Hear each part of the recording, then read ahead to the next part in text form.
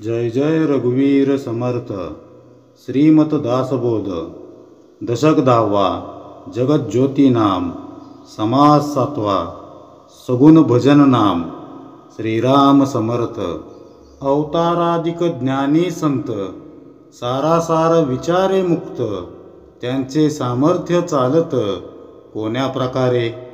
बघा, श्री समर्थ म्हणतायत की अवतारादी तसेच इतर ज्ञानी संत वगैरे सारासार विचाराने मुक्त झालेले असतात, तरी त्यांच्या सामर्थ्याचा प्रत्यय येत असतो.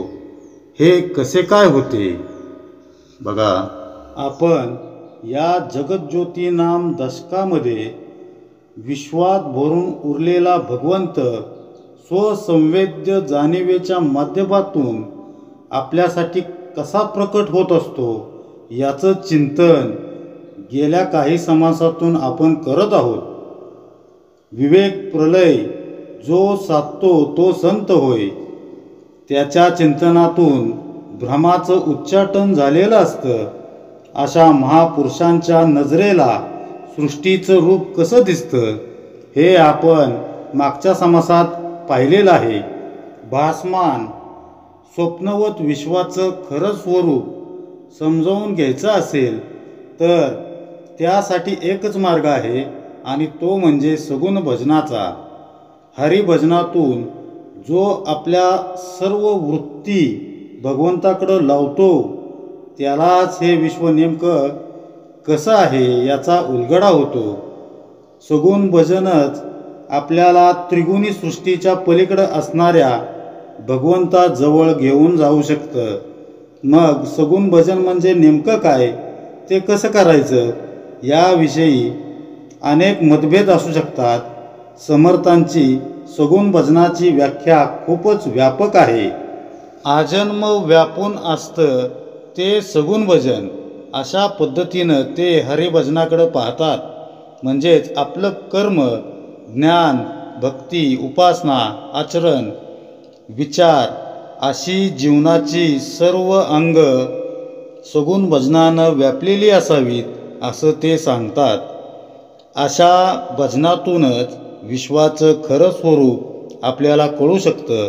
विश्वात भरलेल्या चैतन्य शक्तीची प्रचिती येऊ शकते. समर्थांनी हे स्वानुभूतीनं जाणलं आणि तोच मार्ग ते या समासातून सांगत आहेत.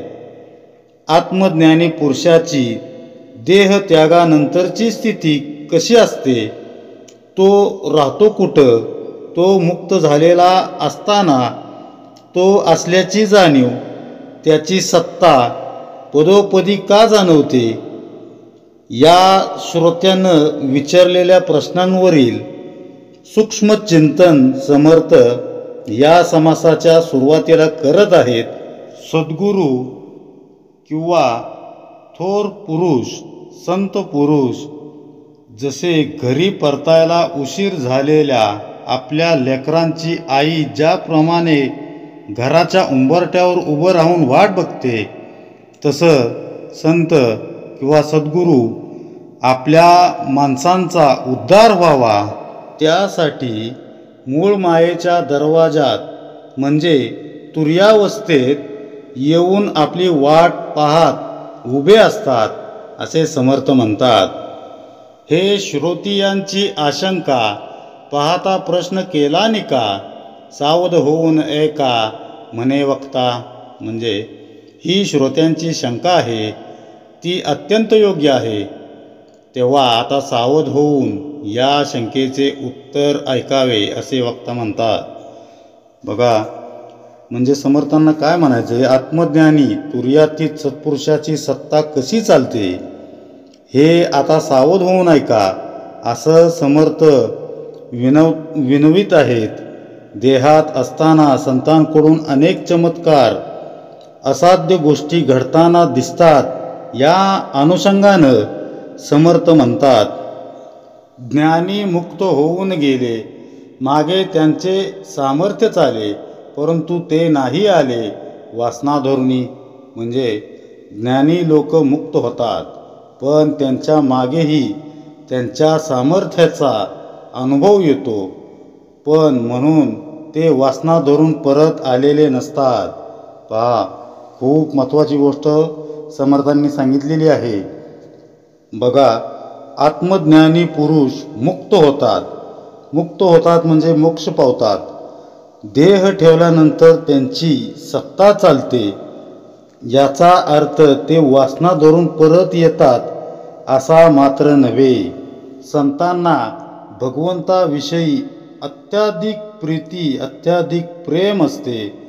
त्याला वासना हा शब्दयोग योग्य नव्हे, तो त्यांचा सत्यसंकल्प म्हणता येईल. मग वासना आणि सत्यसंकल्प यात फरक तो कोणता? देहाच्या योगे सुख मिळवण्याचा आपला गुणधर्म म्हणजे वासना. संतांचा सत्यसंकल्प पूर्णपणे निर्वासन असतो, निष्काम असतो. त्यातून त्यांना देहसुखाची, ऐशोआरामाची, मान सन्मानाची अपेक्षा नसते.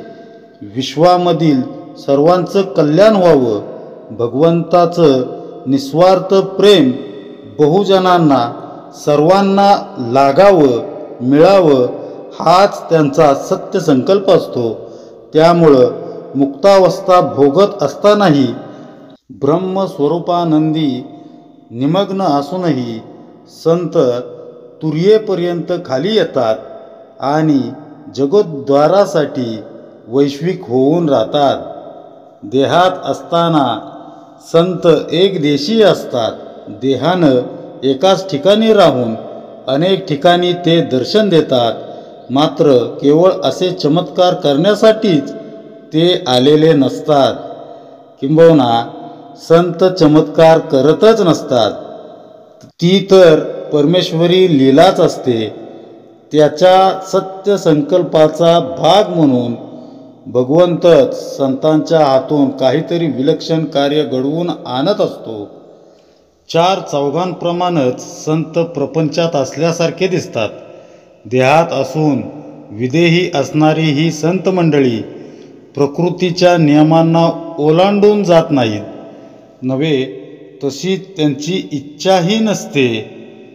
देह ठेवताना मात्र त्यांना बहुदेशीय होण्याची मोकळीक मिळते. 14 वर्षाचा वनवास भोगून जेव्हा प्रभू राम अयोध्येत दाखल झाले, तेव्हा त्यांच्या स्वागतासाठी अलोट अशी गर्दी जमली होती. प्रत्येकाला आपली प्रभू रामांची भेट व्हावी अशी तळमळ लागून राहिलेली होती. पण ते शक्य तरी कसं व्हावं? इतक्या वर्षानं येणारे प्रभू राम प्रथम त्यांच्या मातेला, बहुजनांना, आप्तेष्टांना, दरबारी मंडळींना भेटतील का सामान्य लोकांना, सामान्य जनांना भेटतील अशी चिंताही प्रत्येकाच्या चेहऱ्यावर जाणवत होती. पण पुष्पक विमानातून अयोध्येच्या भूमीवर पाऊल ठेवताच प्रभू रामांनी एक अघटित अशी लीला केली आणि अनेक रूपं घेऊन तिथे उपस्थित असलेल्या प्रत्येकाला ते एकाच वेळी भेटले. प्रभू रामांनी प्रथमतः माझीच भेट घेतली असंच जणू सगळ्यांना वाटलं. त्याचप्रमाणे संतांनाही अशीच कला अवगत असते. ते निर्गुणातून सगुणामध्येही येऊ शकतात. समर्थांनी देह ठेवल्यानंतर कल्याण स्वामी सज्जनगडावर आले. त्यांना समर्थ कुठेच दिसेनात. सैरा वैरा धावत त्यांनी सबंध गड पालथा घातला. शेवटी ते समर्थांच्या समाधीस्थळी आले आणि मोठ्यांदा हंबरडा फोडून रडू लागले. इतर शिष्यांनी कल्याणाला खूप समजावण्याचा प्रयत्न केला, पण तो समर्थांच्या दर्शनासाठी हट्ट धरून बसला होता. शेवटी इतर शिष्य निघून गेल्यानंतर मध्यरात्रीच्या सुमाराला समर्थ समाधीतून वर आले आणि कल्याणाला आपल्या पोटाशी धरून त्याचं सांत्वन केलं. म्हणजे सद्गुरूंना, संत मंडळींना अशी कला अवगत असते. देहात असताना संतांचं अस्तित्व जाणवतं, पण देह ठेवल्यानंतर त्यांचं अस्तित्व राहत नाही. असं समजणं हे आपलं ठार अज्ञान आहे. सर्वांना जीवित ठेवण्याचं सामर्थ्य आपल्यातच आहे आणि त्याचं साधंसं सूत्र म्हणजे त्यांना मनापासून आळविणं, तळमळून अगदी बेंबीच्या देठापासून आर्ततेनं अर्थभावनेनं साथ घातली तर संत तुम्ही जिथं असाल तिथं तुमच्यासाठी जिवंत होऊ शकतात. म्हणूनच समर्थ पुढे सांगतात, लोकास होतो चमत्कार, लोक मानिती साचार, परंतु याचा विचार पाहिला पाहिजे. म्हणजे लोकांना त्यांच्या सामर्थ्याचा प्रत्यय येतो म्हणून मोठा चमत्कार वाटतो. त्यामुळे ते आहेतच असे लोकांना खरोखरच वाटते. म्हणून या गोष्टींचा विचार करणे आवश्यक आहे. जीत असतान नेनो किती, जनामध्ये चमत्कार होती, ऐसियासी सद्य प्रचिती रोकडी पाहावी. म्हणजे संत हयात असतानाही लोकांमध्ये अनेक चमत्कार घडून येतात. अशा चमत्कारांचा साक्षात अनुभव घेऊन पाहावा. तो तरी आपण नाही गेला, लोकी प्रत्यक्ष देखिला, ऐसा हा चमत्कार झाला, यास काय म्हणावे. म्हणजे तो संत त्याच्या घरीच असतो, कुठेही जात नाही, तरी दुसऱ्या ठिकाणीही लोकांनी त्याला प्रत्यक्ष पाहिलेले असते. असा हा चमत्कार होतो, त्याला काय म्हणावे. पहा, एका ठिकाणी असताना अनेक ठिकाणी संतांचं दर्शन झालं असा अनेकांना अनुभव येतो. देहात असतानाही संत विदेही असतात. वायूच्या आधारे ते अनेक ठिकाणी दर्शन देऊ शकतात. ते देहात असताना असं घडणं समजू शकतं, पण त्यांनी देह ठेवल्यानंतरही अनेकांना त्यांच्या अस्तित्वाची जाणीव होते. ते मुक्त झालेले असताना आपल्याभोवती ते का बरं घुटमळत राहतात? त्यांना कुठली वासना अडकवून ठेवते का? पुढे समर्थ सांगतात, तरी हा लोकांचा भावार्थ, भाविका देव यथार्थ, अनेत्र कल्पना व्यर्थ कुतर्काची. म्हणजे तरी हे लोकांच्या दृढ भावार्थामुळे घडून येते. जेथे भाव तेथे देव याच अर्थाने लोकांना प्रत्यय येत असतो. येथे दुसरे तर्क किंवा कल्पना करणे म्हणजे व्यर्थ आहे. बघा, संतांची सत्ता सर्वत्र संचरलेली असते, सर्वत्र पसरलेली असते. संतांना प्रकट करवणं भक्ताच्याच हातात असतं. त्याच्या विशुद्ध भावामुळं सत्पुरुष त्याचं चैतन्य प्रकट करत असतात. जैसा भाव तैसा देव या उक्तीनुसार ते सगुणात येतात. जो संत देहात नाही त्याचं अस्तित्वच नाही. अशा आपल्या नेनिवेच्या भूमिकेलाही भगवंत तो संत जाणतच असतो. उलट तो आहेच अशा अस्तित्व जाणीवेनं जर आपण त्याच्या अखंड स्मरणात राहू, त्यांची प्रार्थना करू, तर ते संत आपल्यासाठी प्रगट होतातच होतात. म्हणून समर्थ सांगतायत की समाधिस्थ सत्पुरुषाला प्रगट करण्याची युक्ती आपल्या जवळ आहे, आपल्या जवळच आहे. आंतरीची तळमळ जितकी तीव्र आणि भाव जितका उत्कट तितक्या प्रमाणात संतांची सत्ता आपल्याला जाणवते. त्यांच्याबद्दल आपण जितकी अधिक अस्तित्व बुद्धी ठेवू तितक्या प्रकर्षानं आपल्याला त्यांचं प्रत्युत्तर म्हणजे प्रतिसाद येत असतो. संत आपल्याला प्रथम भेटीतच आपलं मानतात, पण वर्षानुवर्ष त्यांच्याजवळ जात असूनही आपण त्यांना आपलं मानत नाही. हे अतिशय दुःखदायक आहे.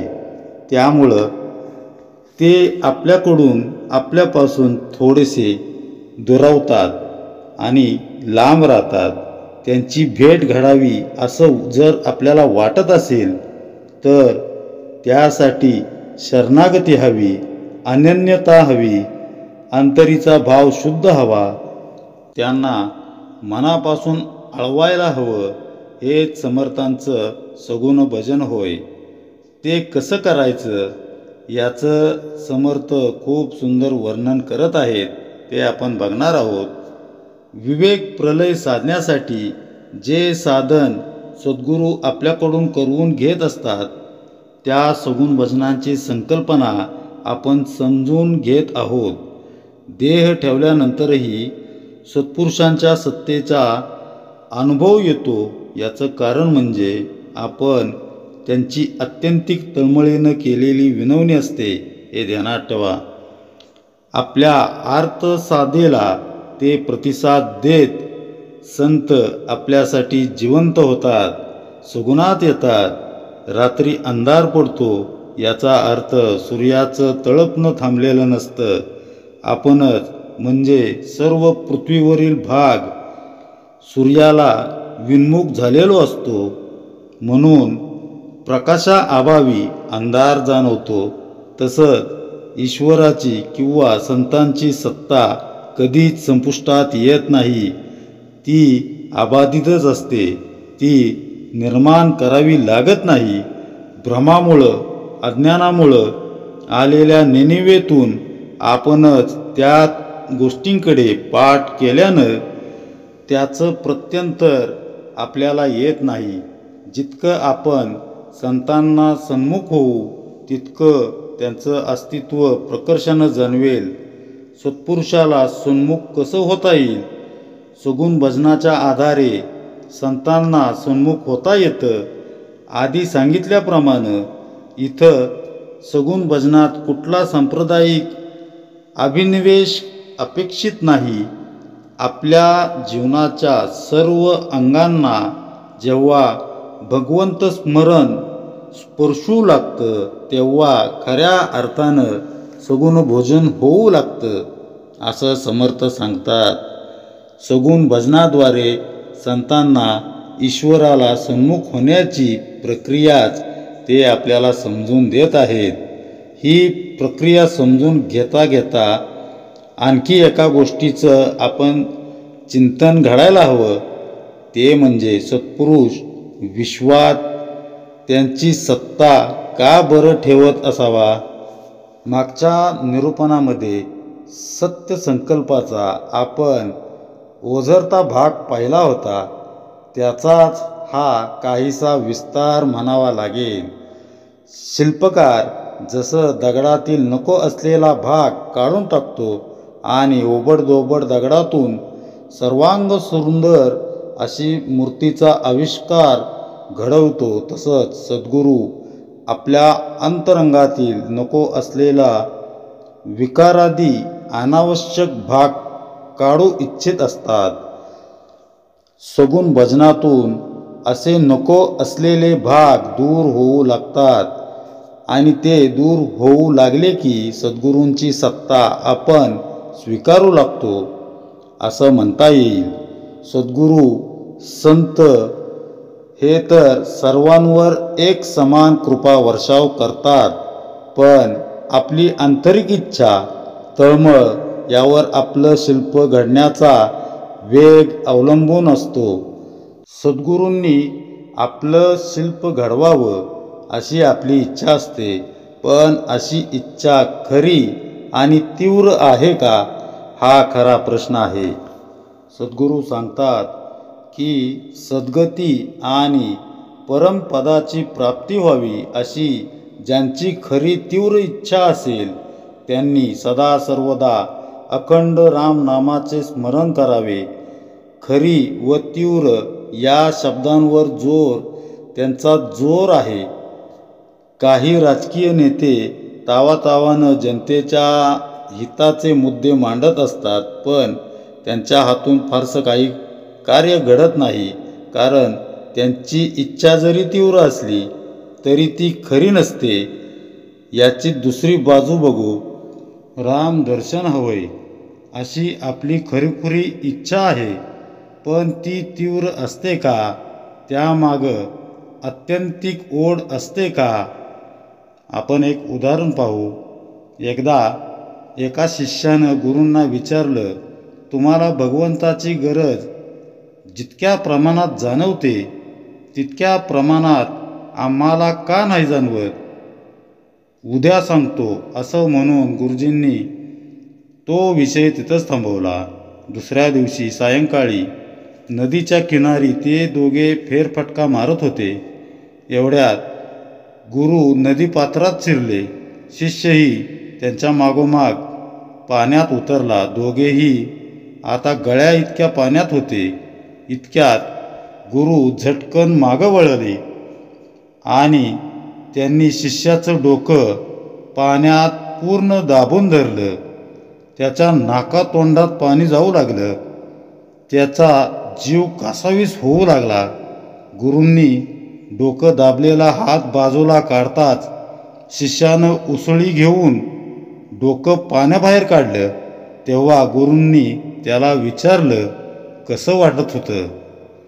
कशाची आणि किती प्रमाणात तुला गरज वाटत होती?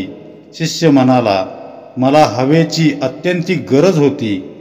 ते ऐकून गुरु म्हणाले, अशाच तीव्रतेनं कासावीस होऊन भगवंत हवाय असं जेव्हा तुला वाटू लागेल तेव्हा तुझ्या जीवनातही भगवंत प्रकटेल, हे ध्यानात ठेव. आम्हालाही आपल्या सर्वांना भगवंत हवाय खरा, पण त्यासाठीची तळमळ तीव्र नाही. म्हणून आपल्या जीवनाचं शिल्प घडायला वेळ लागतोय. तेव्हा ही खरी इच्छा तीव्र होऊ लागते, तळमळ वाढू लागते. तेव्हा आपलं शिल्प घडण्याच्या कामाला गती मिळू लागते.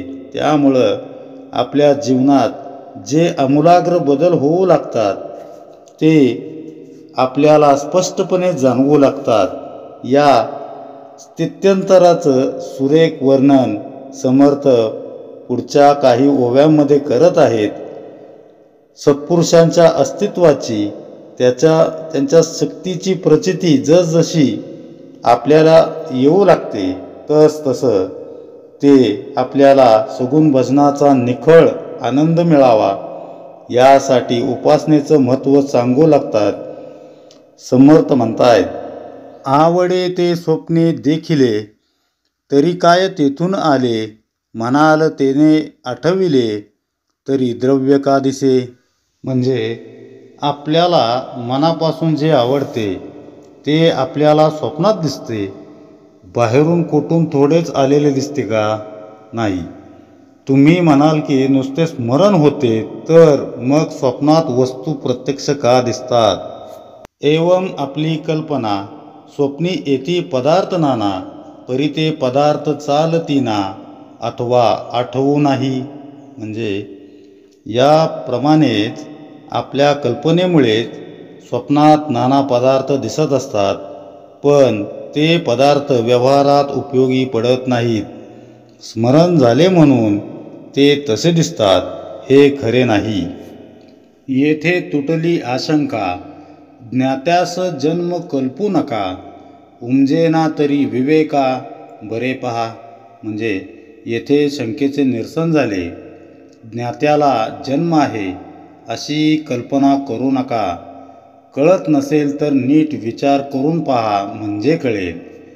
ज्ञानी मुक्त होऊन गेले, त्यांचे सामर्थ्य उगेची झाले. का जे पुण्य मार्गे चालिले म्हणून या. म्हणजे ज्ञानी मुक्त झालेले असतात, पण तरी त्यांच्या सामर्थ्याचा आपोआप प्रत्यय येतो, कारण त्यांनी पुण्य मार्गाचे आचरण केलेले असते. या कारणे पुण्य मार्गे चालावे, भजन देवाचे वाढवावे, न्याये सांडून न जावे अन्याय मार्गे. म्हणजे म्हणून माणसाने नेहमी पुण्य मार्गानेच आचरण करावे आणि देवाचे भजन वाढवावे. न्याय सोडून अन्याय मार्गाने त्याने कधीही जाऊ नये. बघा, सद्गुरूंचा आपल्या जीवनात प्रवेश होऊन त्यांनी आपलं शिल्प घडवायला सुरुवात केली की उपासना वाढू लागते, त्यात गोडी वाटू लागते. अंतरंगात भगवंत भजनाविषयी स्वाभाविक प्रेम निर्माण होऊ लागतं. 2-4 तासात संपणाऱ्या संगीत रजनीच्या कार्यक्रमांसारखं आपलं भजन राहत नाही, तर स्थळ काळाच्या मर्यादांचं भजन करून आपलं भजन अखंड टिकू लागतं. जसं औषध घेतल्यावर त्याचा परिणाम म्हणून आजार बरा होऊ लागतो, तसं भजन अंतरंगात मुरू लागलं की त्याचा अपेक्षित परिणाम म्हणून सदाचरणी बंधनं आपण बिनतक्रार स्वीकारू लागतो. आपलं वचन आणि वर्तन सद्गुरूंना आवडेल का, अशा ध्यासातून त्यांना सन्मुख होण्यासाठी आपण सज्ज होऊ लागतो. यालाच समर्थ या कारणे पुण्य मार्गे चालावे असे म्हणत आहेत. जो भजनानंदी रमतो तो जगाचं भरण पोषण करत असतो, तो कधीच कुणाचं शोषण करत नाही, हे ध्यानात ठेवा. पुढे, नाना पुरस्चरणे करावी, नाना तीर्थाटने फिरावी, नाना सामर्थ्य वाढवावी, वैराग्य बळे. म्हणजे त्याने नाना पुरस्चरणे करावी, नाना तीर्थक्षेत्रे हिंडून दर्शन करावे आणि वैराग्याच्या योगे नाना प्रकारचे सामर्थ्य संपादन करावे. बघा, प्रपंचातून थोडासा मोकळा वेळ मिळाला, सलग सुट्ट्या मिळाल्या तर पर्यटन स्थळी न जावंसं वाटता. सत्पुरुषांनी तसंच आपल्या सद्गुरूंनी स्थापलेली मंदिरं पाहावीत. त्यांनी ज्या वाटा पालत्या घातल्या तिथली धूळ मस्तकी लावावी. त्यांनी कुठं तप साधना केली, पुनश्चरण केली, अशा पवित्र स्थळांना भेटी देत त्यांच्या अनुसंधानात तीर्थाटन करावं असं वाटू लागतं. ही उर्मी सद्गुरूंना आपण जीवनात स्थान देत असल्याची ठळक खूणच म्हणावी लागेल. सद्गुरूंच्या स्मृतीची राहून आवर्तन घडणं, त्यांना आवडणारे संकल्प मनी धरून त्यांची पूर्तता करण्यासाठी झटणं म्हणजेच आपण त्यांना सामोरं जाण्याची तयारीच करत असतो. सगुण भजनाची महती इथंच संपत नाही. भजन अंतरंगात मुरू लागलं की आपल्या वृत्ती पालटू लागतात. पुढे समर्थ म्हणतात, निश्चय बैसे वस्तूकडे, तरी ज्ञान मार्गे ही सामर्थ्य चढे. कोणी एकांत मोडे, ऐसे न करावे. म्हणजे आपल्या ब्रह्मत्वाचा निश्चय दृढ झाल्याने सुद्धा ज्ञान मार्गाने अंगी सामर्थ्य चढते, पण सामर्थ्याच्या मागे लागून ज्ञान प्राप्तीसाठी आवश्यक असलेला एकांत मात्र भंगू देऊ नये. म्हणजे बघा, उपाधीशिवाय आपण राहूच शकत नाही, पण जेव्हा भजन पचनी पडू लागतं तेव्हा आपल्याला एकांत हवासा वाटू लागतो. काहीच न करुनी प्राणी, राम नाम जपे वाणी, तेने संतुष्ट चक्र प्राणी, भक्ता लागी सांभाळी. समर्थांनी या ओवीत म्हटल्याप्रमाणे उपाधिरहित होऊन म्हणजे शारीरिक तसंच मानसिक हालचाल न करता सतत रामनाम जपणं म्हणजेच एकांत होय. आजच्या स्मार्टफोनच्या जमान्यात काही मिनिटापुरतं जरी नेटवर्क नसलं तरी आपण किती अस्वस्थ होतो. यावरून एकांत पचविणं किती अवघड आहे याची कल्पना यायला पाहिजे.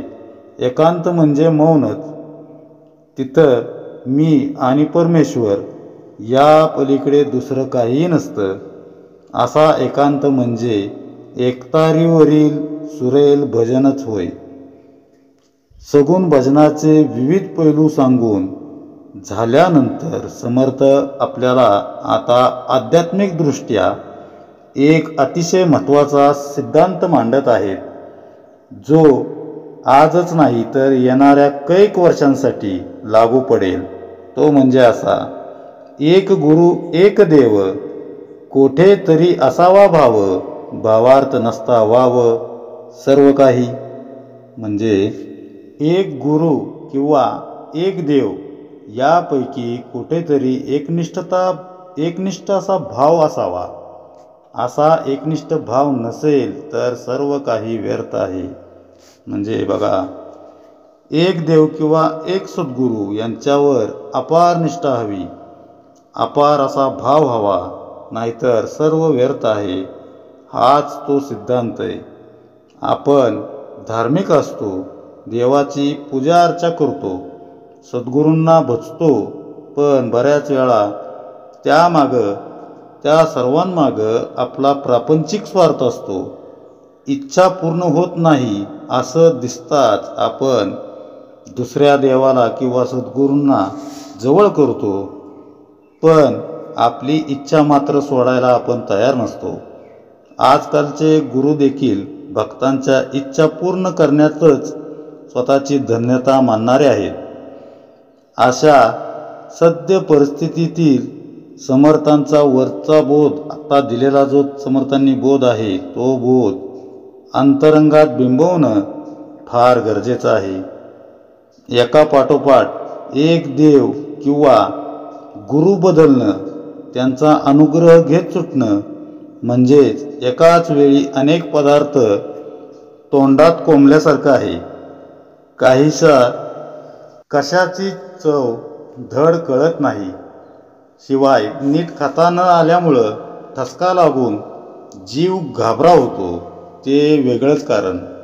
आपल्या सौभाग्यानं एका गुरुची भेट झाली ना, त्यांनी आपल्याला अनुग्रह दिलाय म्हणजे आपलं म्हटलंय ना, मग त्यांचेच चरण घट्ट धरून राहावं. त्यांनी दिलेलं साधन, जीवन ध्येय समजून साधन पथावर अविरत चालत राहावं. प्रपंचात आपल्या मनासारखं घडेल न घडेल, सद्गुरू जे करतायत ते हिताचंच असणार असा दृढ विश्वास पाहिजे, असा दृढ भाव ठेवावा. मग त्यांना सोडून अन्यत्र वणवण करत फिरण्याची इच्छाच होणार नाही. कर्तव्य कर्म करत असताना कर्तेपण गुरूंकडे सोपवून आनंदानं नामस्मरण करण्याची कला जमू लागली की सगुण भजनाचा एक महत्त्वाचा टप्पा आपण गाठल्यासारखंच आहे. असं सगुण भजन आपल्या जीवनाला व्यापू लागतं, जीवनात क्रांती घडून आणू लागतं. असं सगुण भजन अखंड कसं चालू ठेवायचं, त्यात काही धोके असतील तर त्यापासून सावध कसं राहावं, याचा आपण पुढे विचार करूया. सद्गुरू जसजसं आपल्या जीवनात प्रवेश करू लागतात तसतसा आपल्या आचरणात बदल होऊ लागतो, वृत्तीमध्ये पालट झालेला दिसून येतो. हे मागच्या आपण निरूपणात ऐकलेलं आहे. आपण त्या स्थित्यंतराच्या ज्या 4 पायऱ्या पाहिल्या, त्या अशा: भजनाविषयी अतीव प्रीती निर्माण होणं, सगुणोपासनेची गोडी लागणं, एकांत प्रिय होणं आणि नीती न्यायाला अनुसरून आचरण करणं. जीव जोपर्यंत शिवरूप होत नाही तोपर्यंत सद्गुरूंचं आपलं शिल्प घडवण्याचं कार्य सुरूच असतं.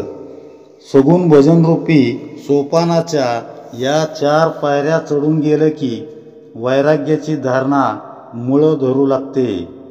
वैराग्य म्हणजे जीवनाकडं उदासीनतेनं बघणं नव्हे, तर भगवंत आपल्याला ज्या स्थितीत ठेवतो त्या स्थितीत आपलं समाधान भंगू न देणं म्हणजे वैराग्य होय. ते अंगी बांधलं की प्रत्येक गोष्टीकडे, घटनेकडे निरपेक्षतेनं बघण्याची प्रवृत्ती निर्माण होऊ लागते, म्हणजेच भक्तीची वेल फुलू लागते. सगुण भजनापर्यंतचा भाग हा आपल्या प्रयत्नांचा भाग आहे. मात्र त्याची फलश्रुती भगवंताचा प्रसाद होय. असा प्रसाद मिळण्याचे टप्पे, त्याचा तर आदी बाबींविषयी समर्थ पुढे विस्तृत विवेचन करत आहेत. दासबोध ग्रंथाच्या अभ्यासात याच्यापूर्वी आपण वृत्ती आणि ज्ञान यांचा परस्पर संबंध अभ्यासलेला आहे. त्यातील एक चिंतनीय सूत्र असं होतं, भक्ती ही जशी ज्ञानाची आई आहे तसंच ती ज्ञानाची कन्या देखील आहे. सगुण भजनातून येणारी भक्ती म्हणजे भगवंताविषयीचं निरतिशय प्रेम होय. आपण आत्ताच ऐकलेल्या चारही पायऱ्या न डगमगता न अडखळता चढता आल्या तर भक्तीचे जे ज्ञान आपल्या अंतरंगात प्रगटतं ते सगुण भजनाचं ईश्वरीय फल म्हणता येईल. असं ज्ञान अंतरंगी उतरवण्याचे दोन मार्ग असू शकतात. शब्दांच्या आधारे व दृढ विश्वासाच्या आधारे. शब्दांच्या आधारे म्हणजे वाचन करून, ऐकून आपण ज्ञान साठवू शकतो. मात्र हा सर्व शब्दमायेचा खेळ असू शकतो. शब्दांच्या अंतरंगात दडलेला गुह्यार्थ अशा वाचनातून, श्रवणातून कळेलच असं नाही. मग याचा अर्थ आपण वाचन श्रवण करायचंच नाही असं आहे का? अर्थातच नाही. वाचन श्रवणातून आपली भूमिका तयार होत असते. मनाची जडणघडण होण्यासाठी ते आवश्यकच आहे. मात्र वाचनातून किंवा श्रवणातून शब्दांच्या साह्यानं मिळालेलं ज्ञान गुगल सर्च करून गुगल सुचवतं तसं अनेक मार्ग संकल्पना समोर आणतं व आपला गोंधळ उडवून देतं. त्यामुळं आध्यात्मिक वाचन जरूर असावं. सत्पुरुष जे सांगतात तेही ऐकावं. त्यातून मनाला अनुशासन मिळून एका विशिष्ट भूमिकेची बांधणी होण्याला मदत होते. मात्र एखाद्याचा वाचन श्रवणाचा व्यासंग मोठा आहे म्हणून बाह्य साधनांच्या प्रभावानं आत्मज्ञान नाही मिळवता येणार. आत्मस्वरूपाची अनुभूती हा ज्याचा त्याचा वैयक्तिक आणि कमालीचा आंतरिक प्रांत आहे. जसं आपण एकत्रित प्रवास करण्याचा बेत केला, तशी तिकीटं काढली तरी प्रत्यक्ष विमानात, रेल्वेत किंवा बसमध्ये चढताना प्रत्येकाला स्वतःचंच तिकीट दाखवावं लागतं. तसं सद्गुरू आपलं शिल्प घडवता घडवता भगवंतापर्यंत घेऊन जातात.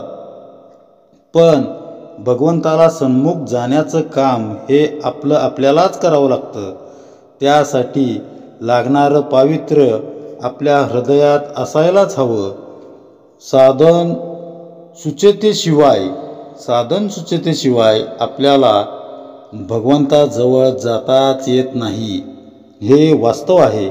त्यामुळं वाचन श्रवणातून समजलेला शब्दार्थ आपलं मनपटल स्वच्छ करेल, पण त्यामागील लक्षांश अंतरंगात उतरून उमजून घ्यायला हवा. तरच स्वस्वरूपापर्यंत पोचता येईल. अन्यथा शब्दज्ञान केवळ माहितीच्या स्वरूपात आपल्याजवळ राहील, पण ते आचरणात न आल्यामुळं भगवंत सन्मुख होण्याची संधी आपल्या हातांनी आपणच गमावून बसू. हे लक्षात ठेवलं पाहिजे. आपण जर उदाहरण बघितलं तर एखादा माणूस किंवा एखादा मनुष्य साखरेवर प्रचंड अभ्यास करेल. ती साखर कशी तयार होते, तिचे रासायनिक गुणधर्म कोणते, त्याचं समग्र वर्णन करेल किंवा त्यावर खूप मोठा निबंधही लिहिल. परंतु जोपर्यंत तो साखरेचे 4 दाणे जिभेवर ठेवत नाही तोपर्यंत त्याला साखर काय आणि कशी लागते, साखर म्हणजे काय चीज आहे, हे जसं कळणार नाही. तसाच फरक भगवंताविषयी माहिती असणं आणि त्याचं स्वरूप जाणणं यामध्ये आहे. भगवंताला जाणणं म्हणजेच साखरेचे 4 दाणे जिभेवर ठेवण्यासारखं आहे आणि तो गोडवा म्हणजेच भगवंताचं सगुण भजन आहे.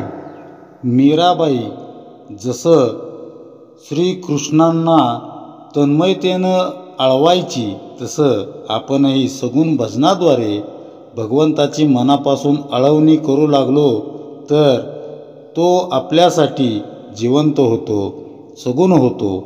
तो कुठून बाहेरून येत नाही. आत्माराम स्वसंवेद्य आहे. तो अंतरंगातच त्याचा आविष्कार दाखवतो. इथंच खरी सावधानता बाळगायची, विशेष खबरदारी घेण्याची आवश्यकता असते असं समजवताना समर्थ सांगतात. निर्गुणी ज्ञान झाले म्हणून सगुण अलक्ष्य केले, तरी ते ज्ञाते नागवले दोहींकडे. म्हणजे निर्गुणाचे ज्ञान झाल्यावर जर सगुणाकडे दुर्लक्ष केले तर ते ज्ञाते दोन्हीकडून नागवले जातात. बघा, समर्थांना आपल्याविषयी किती आपुलकी आहे. धोका दिसला की लगेचच ते आपल्याला सावध करतात. निर्गुणाचं ज्ञान झालं ते सगुण भजनातून आणि असं ज्ञान प्राप्त होताच. आता कशाला आपल्याला हवंय सगुण भजन असं म्हणून भजनाकडं दुर्लक्ष केलं, ते हातचं सुटलं तर ज्ञाता पुरुष दोन्हीकडून नागवला जातो. असा सावधानतेचा इशारा जणू समर्थ आपल्याला या ओवीतून देत आहेत. सगुण भजन सोडून जीवनात येणारा शाश्वत अमृत स्तोत्रच आपण बंद करून टाकत असतो. नाही भक्ती नाही ज्ञान, मध्येच पैसावला अभिमान, म्हणून या जप ध्यान सांडूच नये. म्हणजे धड भक्ती नाही, धड ज्ञान नाही, मधल्यामध्ये अभिमान मात्र भरपूर वाढतो. म्हणून सगुणाचे जप ध्यान इत्यादी सोडूच नये. सांडील सगुण भजनासी, तरी तो ज्ञाता परी अपेसी, म्हणून या सगुण भजनासी सांडोची नये. म्हणजे जो कोणी सगुण भजनाचा त्याग करतो तो ज्ञाता जरी असला तरी ईश्वराच्या राज्यात त्याच्या कृपेच्या अभावी तो अपयशीच ठरतो. म्हणून काही झाले तरी सगुण भजन कधीही सोडू नये. आत्मज्ञान झालं म्हणून समर्थांना काय म्हणायचे बघा, आत्मज्ञान झालं म्हणून सगुण भजन सोडू नये, कारण तेच परम वस्तू जाणण्याचा एकमेव स्रोत आहे. सगुणोपासना दुय्यम आहे असा विचारही आपल्या मनाला स्पर्श करता कामा नये. एखाद्या लहान मुलाचं मुंडन केलं, केस कापले, मुंडन केलं तर त्याच्या डोक्याचा स्पर्श एकदम मुलायम असतो. त्याचे आपल्याला खूप मुके घ्यावेसे वाटतात. पण संन्यासाच्या मुंडन केलेल्या डोक्याला हात देखील लावावासा वाटत नाही. मुका घेणं तर दूरच, कारण त्याचं डोकं वृक्ष वाटतं. तसं जो ज्ञाता भक्तीच्या आधारे बोलतो त्याचे शब्द बालकाच्या मुंडन केलेल्या डोक्याप्रमाणे हळुवार असतात, परंतु जो भक्तीविन बोलतो त्याचे शब्द संन्यासाच्या मुंडन केलेल्या डोक्याप्रमाणे वृक्ष कोरडे वाटतात. ते समाधान देऊ शकत नाहीत. आपल्या मनाला ते तोषवू शकत नाहीत. याशिवाय ज्ञानार्जनानंतरही सगुण भजनाला सोडू नये असा आपल्याला समर्थ आग्रह करत आहेत. सगुण भजनाद्वारे मिळालेलं आत्मज्ञान मुरण्यात आणखी एक अडथळा येऊ शकतो. तो म्हणजे ज्ञानातून भक्तिरूपी कन्या प्रगट न होण्याचा. कारण भक्ती ही जशी ज्ञानाची आई आहे तसंच ती ज्ञानाची कन्या देखील आहे. ही कन्या प्रगट नाही झाली तर अडचणीचं ठरतं. कसं ते बघूया. सगुण भजनाच्या प्रवासात एक स्टेशन येतं, ते म्हणजे काम, अर्थात सिद्धी किंवा वैयक्तिक संकल्पपूर्तीच्या अपेक्षा. बरेच जण माझे अमुक इतकी उपासना झाली आहे म्हणजे मी जे बोलेन ते खरं होईल असं सांगतात. असं सांगत फिरतात. अर्थात तसं घडणं अवघड आहे, अशातला भाग नाही. पण त्यासाठी उपासनेचं बळ खर्ची पडत असतं. त्याचं काय? अशा तात्पुरत्या सिद्धींच्या घोळात ईश्वरप्राप्तीच्या अंतिम स्टेशनपर्यंत जाण्याऐवजी आपण अशा कामरूपी मधल्या स्टेशनवर उतरण्याचा धोका जास्त असतो. त्यामुळं भक्तीतून प्राप्त होणाऱ्या ज्ञानाला भक्तीची जोड दिली नाही तर एकाकी पडलेल्या ज्ञानाच्या आधारे आपण मुख्य ध्येयापासून म्हणजेच स्वस्वरूप दर्शनापासून विचलित होतो. किरकोळ सिद्धीच्या लालसेनं लौकिकात रमू लागतो, भोगवादी होऊ लागतो. जीवनातील हे कधीही भरून न येणारं नुकसान टाळण्यासाठी काय करावं हे सुचवताना पुढे समर्थ सांगतात. निष्काम बुद्धीची या भजना, त्रैलोकी नाही तुलना. सामर्थ्य विन घडेना निष्काम भजन.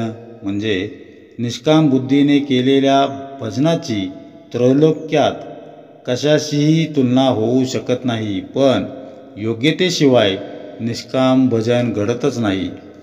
बघा, सगुण भजनातून प्रज्वलित झालेल्या ज्ञानदीपाच्या प्रकाशात आपल्याला भगवंतापर्यंतचा रस्ता शोधायचा आहे. त्यासाठी निष्काम उपासनेचं, निष्काम भजनाचं तेल ज्ञानदीपात सतत टाकत राहायला हवं. समजा स्वतः परमेश्वर किंवा प्रभू राम तुमच्या समोर प्रगटले तर तुम्ही त्यांच्याकडं काय मागाल? त्यांच्यापासून काहीतरी मिळावं ही अपेक्षा असेल तर मग तुम्ही काय सगुण भजन केलं? केवळ तूच परमेश्वरा हवास किंवा प्रभू रामा मला फक्त तूच हवास या हेतूनं आपलं भजन असावं. या अनुषंगानं आपण प्रत्येकानं मी जप कशासाठी करतोय असं स्वतःला विचारायला हवं. अंतर्मुख होऊन त्यावर सूक्ष्म विचार केला असता असं लक्षात येईल की अरे, लौकिकाची प्रपंच सुखाची अपेक्षा धरूनच बहुधा माझं साधन चाललंय. केवळ भगवंत प्राप्तीसाठीच मी सगुण भजन करेन असा बलशाली विवेक विचार अंतरी दडलेल्या सूक्ष्म वासनांच्या समोर आपण का बरं ठेवू नये? विवेकानंच स्वार्थाचा अंकुर खुडता येतो व त्या योगे कामनायुक्त भजनातून आपण कामनामुक्त भजनाकडे सरकू लागतो. म्हणूनच निष्काम भक्तीला गौरवताना समर्थ पुढे म्हणतात, कामनेने फळ घडे, निष्काम भजने भगवंत जोडे. फळ भगवंता कोणीकडे? महादांतर. म्हणजे सकाम भजनाने इच्छित फळाची प्राप्ती होते, पण निष्काम भजनाने प्रत्यक्ष भगवंताची प्राप्ती होते. क्षुल्लक फलप्राप्ती आणि साक्षात भगवंताची प्राप्ती यात कुठल्या कुठे मोठे अंतर आहे. जमीन आसमानचा फरक आहे हे ध्यानात ठेवा. नाना फळे देवापासी आणि फळ अंतरी भगवंतासी. या कारणे परमेश्वरासी निष्काम भजावे. म्हणजे सकाम भजनाने देवाकडूनच नाना प्रकारची फलप्राप्ती होते, पण त्यामुळे भगवंत दुरावतो. म्हणून भगवंत जर हवा असेल तर त्यासाठी निष्काम भावनेने त्याचे भजन करावे किंवा केले पाहिजे. भजनातून बघा समर्थ काय नेमकं समर्थांना म्हणायचे, भजनातून प्राप्त झालेल्या ज्ञानातून फलाशा मनी रुजू लागली तर ते ज्ञान क्षीण होऊ लागतं. इच्छापूर्तीसाठी जर भजन होऊ लागलं तर भगवंत आपल्याकडून आपल्यापासून दूर जाऊ लागतो. फलाशा धरून होणारी भक्ती उपासना ही दुय्यमच होय, पण केवळ भगवंत हवाय या ध्यासातून अनन्यतेनं त्याला भजणं यासारखं सद्भाग्य नाही. निष्काम भजन करणाऱ्या भाग्यवंताला भगवंत कसा भेटतो ते आपण पुढे बघूया. आजचा स्वयंघोषित सुशिक्षित समाज ज्या सगुण पूजेची निव्वळ थोतांड असं समजून हेटाळणी करत आहे, त्यात सगुणोपासनेचं सखोल चिंतन आणि सगुण भजनाचं अनन्यसाधारण महत्त्व समर्थ आपल्याला या समासात समजून सांगत आहेत. सगुण भजनाचं परमार्थातील स्थान कळण्यासाठी या विशेष चिंतनशील समासाचं परिशीलन घडणं अतिशय महत्त्वाचं आहे. सगुण भजनातून वृत्ती पालटणं, हातून खरीखुरी भगवत सेवा घडणं हे आपण सद्गुरूंना जीवनात स्वीकारल्याचं निदर्शक आहे. त्याचबरोबर वृत्ती आणि त्या अनुरूप कृतीमध्ये कसा पालट होतो हे अभ्यासताना आपण मागच्या निरूपणात जे प्रमुख 6 टप्पे बघितले होते ते असे: हरिभजनाचं अत्यंतिक वेळ, नीती, न्याय, मर्यादेत राहून केलेलं आचरण, अंतरंगात सद्गुरूंविषयी अनन्य भाव, एकांताची तीव्र ओढ, ज्ञानप्राप्ती आणि ज्ञानातून निर्माण होणारी भक्ती.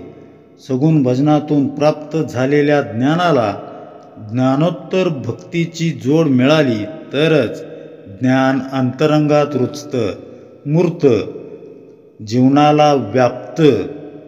अशी भक्ती जीवाला अंतर्बाह्य व्यापून असते.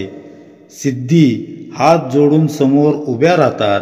मात्र अशा सिद्धींकडं लक्ष न देता केवळ भगवंतासाठी म्हणून जो भक्तीमध्ये रत असतो, अशा निष्काम साधनेची महती समर्थ या समासाच्या शेवटच्या टप्प्यात सांगत आहेत.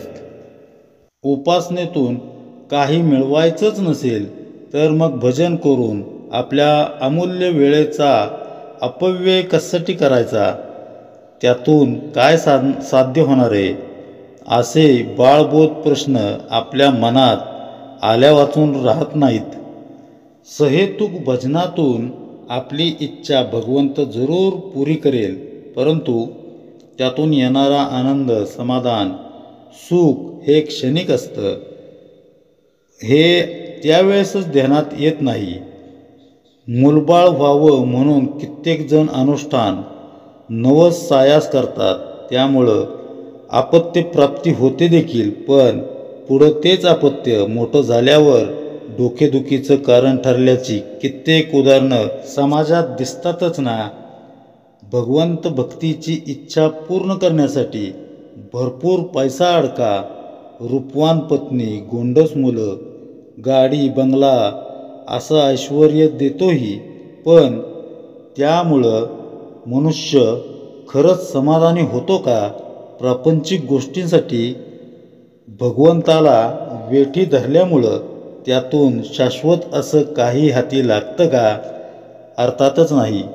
सकाम भक्ती करून भगवंत आपल्या कामना पूर्ण करतो, पण त्याचं सुख छोटंसं असतं आणि त्याच्या मोबदल्यात आपण परमानंदाला मात्र पारकं होतो, मुक्तो. त्यामुळं कोणताही हेतू न ठेवता आपण भक्ती करावी, सगुण भजन करावं. पुढे निष्काम भजनाचे फळ आगळे, सामर्थ्य चढे मर्यादे वेगळे, तेथे बापुडी फळे कोणीकडे. म्हणजे निष्काम भजनाचे फळ अलौकिक आहे. त्याने अंगी अमर्याद सामर्थ्य बांधते. त्यापुढे इतर क्षुद्र फळांची काय किंमत. भक्ते जे मनी धरावे, ते देवे आपणची करावे, तेथे वेगळे भावावे न लगे कदा. म्हणजे भक्ताने जे जे मनात धरावे ते देव स्वतःहूनच करतो. तेथे वेगळेपणाची भावना धरून प्रार्थना वगैरे करावी लागत नाही. दोन्ही सामर्थ्य एक होता, काळास नाटोपे सर्वथा, तेथे इतरांची कोण कथा. कीटकान्याय म्हणजे निष्काम भजनाचे आणि ब्रह्मज्ञानाचे सामर्थ्य एकवटले की काळाचेही सामर्थ्य त्याच्यापुढे उणे पडते. तेथे कीटकन्यायाने इतरांची काय कथा.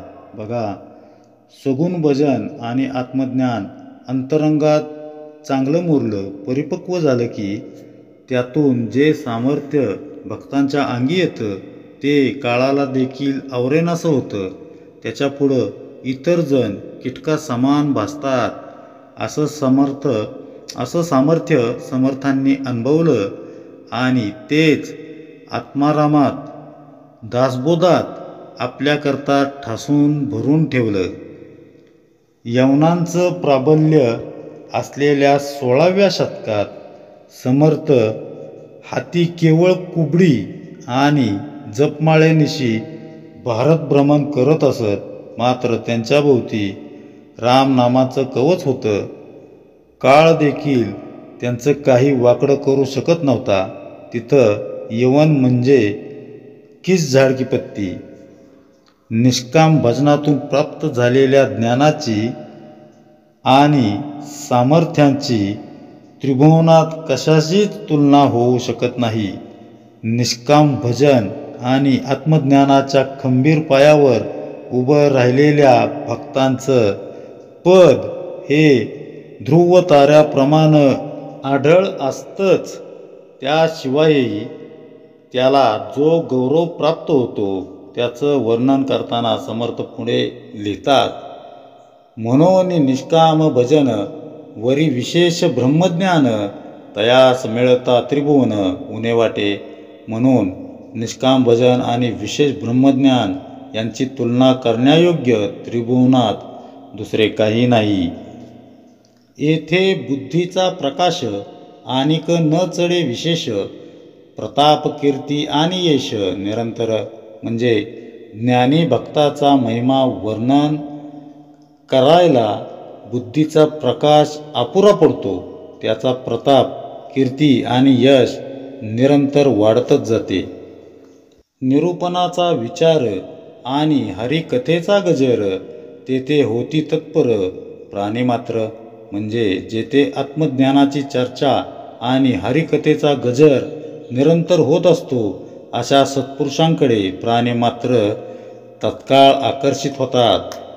जेथे भ्रष्टाकार घडेना तो परमार्थही दडेना, समाधान बिघडेना निश्चयाचे. म्हणजे अशा सत्पुरुषांजवळ आचार भ्रष्टता अथवा दंभाभिमानावादी परमार्थ भ्रष्टता यांचा लवलेशही नसतो. त्याचा परमार्थ कधीही लपून राहत नाही आणि स्वस्वरूपानुभव आल्यामुळे त्याला जे निश्चयात्मक समाधान लाभलेले असते त्यात कधी बिघाड होत नाही. सारासार विचार करणे, न्याये अन्याये अखंड पाहणे, बुद्धी भगवंताचे देणे पालटेना. म्हणजे सारासार विचार करणे आणि अखंड योग्य अयोग्य पाहून त्याप्रमाणे वागणे, या प्रकारची बुद्धी ही भगवंताची देणगीच असते. ती भगवंताची अक्षय कृपाच असून त्यात कधी बदल होत नाही. भक्त भगवंती अनन्य, त्यासी बुद्धी देतो आपण, यदर्थी भगवत वचन सावध ऐका. जो भक्त भगवंताशी अनन्य झालेला असतो त्याला भगवान स्वतःच अशी बुद्धी देतात. या अर्थाचे भगवंताचे वचन आहे ते सावधपणे ऐका. म्हणून सगुण भजन वरी विशेष ब्रह्मज्ञान, प्रत्ययाचे समाधान दुर्लभ जगी. म्हणूनच सगुण भजन आणि त्याहूनही विशेष म्हणजे ब्रह्मज्ञानाच्या साक्षात अनुभवाच्या योगे प्राप्त होणारे समाधान या गोष्टी जगात अत्यंत दुर्लभ आहेत. बघा, समर्थांना नेमकं आपल्याला काय म्हणायचं आहे शेवटी.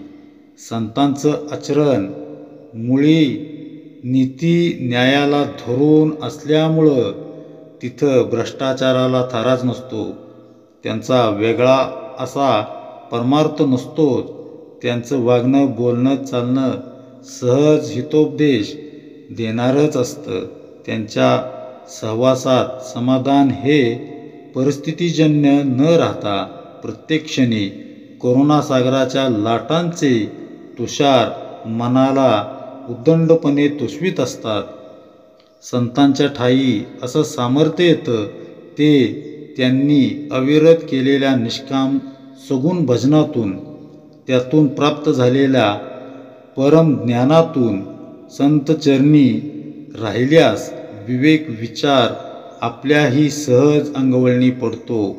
सगुण भजनाच्या मार्गात राहिल्यास भगवंत आत्मज्ञान होण्याच्या दृष्टीनं आपल्याला सुद्धा साह्यभूत होतो.